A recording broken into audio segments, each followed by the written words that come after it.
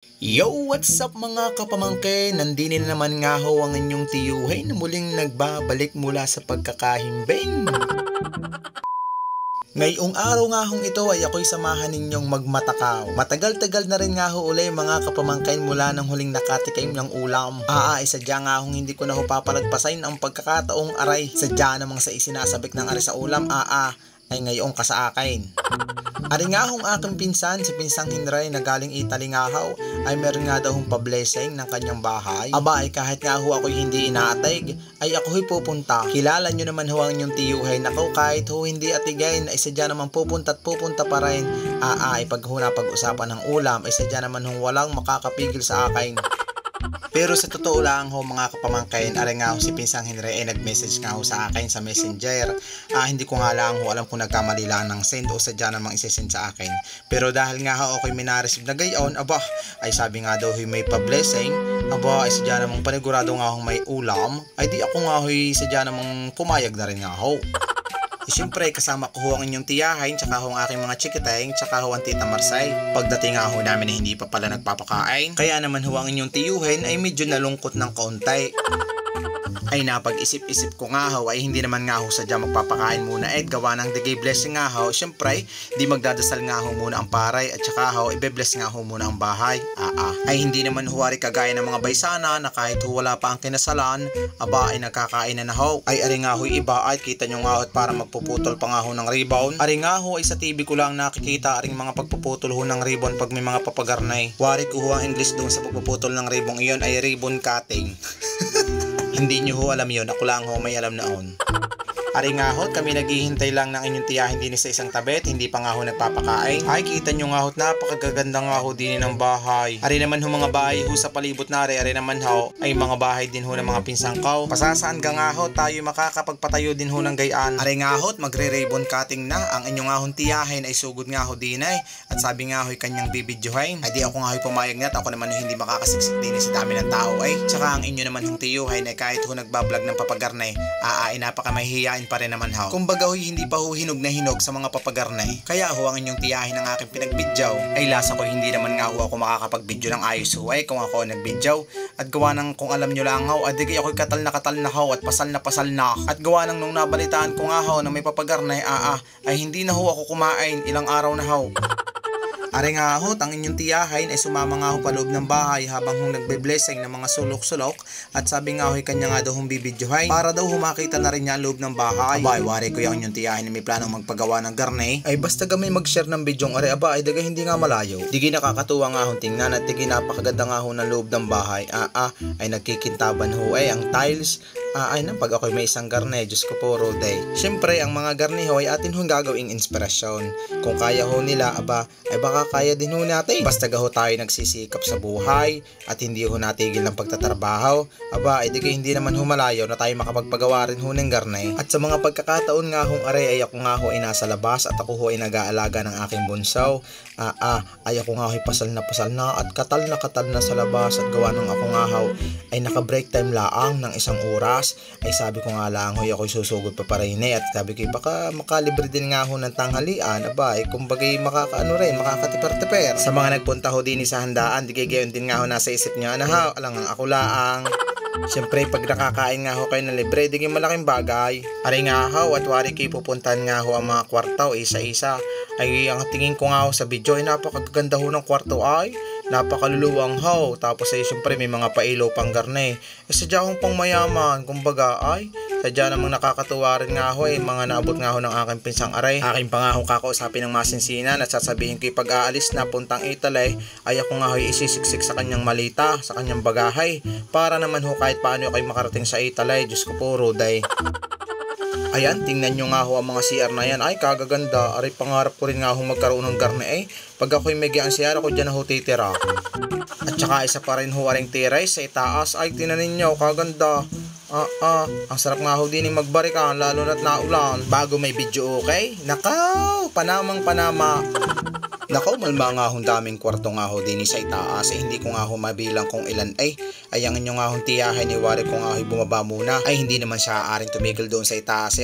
Ay bigyan naman ng privacy ang may-ari ng bahay. Alang ay kay doon na tumira sa itaas. Iyang kita nyo nga ho, ay digay karibok na nga ho ang tao at napakadami. Ay wari ko nga ho ay tuwan-tuwa nga ho sa bahay na aray, napakaganda nga ho ng yaray. Ay kaya din naman nga ho marami ang tao, syempre may handa nga ho eh. Diga, itama niya ako okay malay. Ay lasa ko nga ho ay hindi pa naman ho sadyang tapos ang bahay na aray. Ari ho ay lalong gaganda kapag ho sadyang kumpleto na. Gawa ng wari ko nga ho ay may mga ayusin pa. Malaki-laki pa nga hong kwarta ang gagastos ay. Pagkababa nga ho ng inyong tiyahay na ako naman ho nagbidyo din sa baba ay habang ako ho'y nagbibidyaw ay nako ay hindi ko nga ho inabot ay nagsaboy nga ho ng pira ay mga barya ho ang isinaboy at ariyata ho yung mga pangpaswertay. Hindi ako nga ho yagyag doon papunta sa loob. Nakaw ay hindi ko naman ho inabot na. Nakaw ay nakalimot lang ho ang yung tiyahay ng 5 piso. Kung alam ko lang ho na may mga papagarnay, nakaw ay di sa pool nga ho ako hindi na umalis sa tabay na magsasaboy ng pera. Dapat ay hindi ko na po problemahin ng panghulog sa card. Ari nga ho, bilang nangangamoy-ngamoy na nga ho din ang ulam at wari ko magpapakain ng ahaw ay nagdatingan ng ahaw ang aking mga pinsan at mga pamangkain ay tingnan nyo nga ho at mga buntunan na dinay. Kalasing nga ho handang-handa ng sumabak sa gira. Ako, paniguradong karibok nga ho mamaya. Ay sa pagkakataon nga hong aray kami pamigil na ho ng aking bunso at wari ko nga ho pasal na rin. Ay tingnan nyo hong tayaw. Ay anak ay laging mauubusan. At ari na nga ho ang pinakamagandang parte ng vlog na aray, Diyos ko po, Ruday. Sadya naman nga ho ako hindi nagkakamali. Ay, tingnan ninyo nga ho at nagkaribok na, Diyos ko po.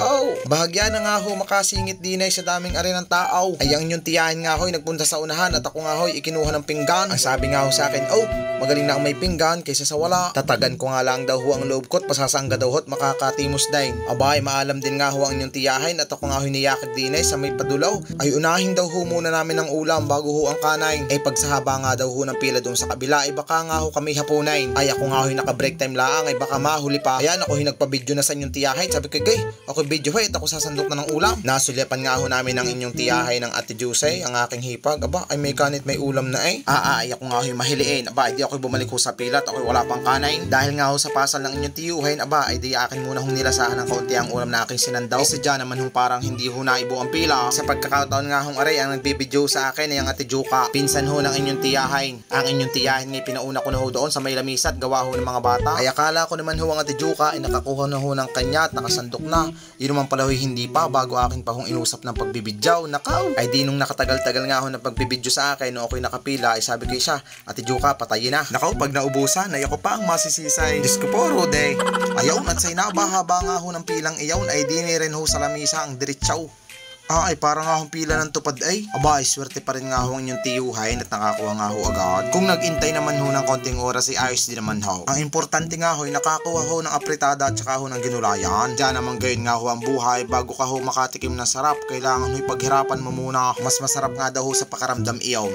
Tulad nga ho ng tayo naming ari ay kasasarap ho ng pakaramdam at nakakuha na at nasa lamisa na magandang tayaw. Kami nga ho ng aking anak ay nagsalo na sa isang plataw. At ari nga ho ng aking anak ay naman pumila. Sabi ko siya, ikitay salo na. Ang inyo naman hong tiyahin ay kasarap din ang tayo doon sa isang tabay.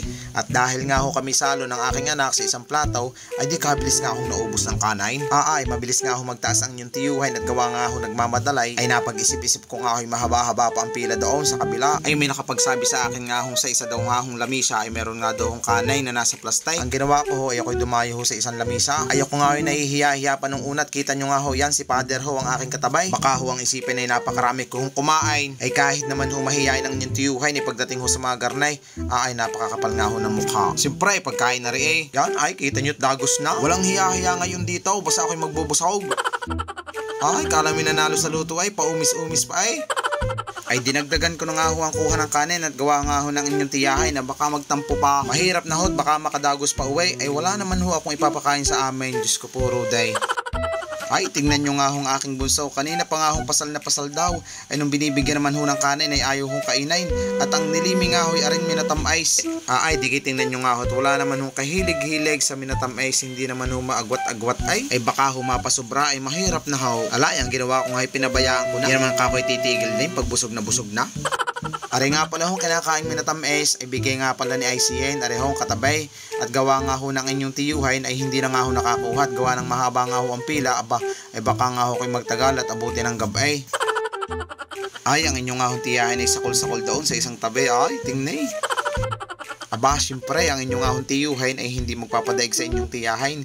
Tingnan nyo nga ho, ay, umayaw na nga ho ang aking anak at sabi busog na daw ho. Ay sabi ko nga, gay, dinate, ako ang dadali niyan, ako ang utas niyan at kayang-kayo ko yung ubusain. Ay ako naman ho, hanggat maaari ayaw ko ho na nagtitira sa pinggan ng pagkain. Napakadami ho ng taong nagugutom sa mundo bago inyo lang sasayangin. Naku, napakadami pang paliwanag ay pang sabihin sadyang matakaw. Diyos ko po, Ruday.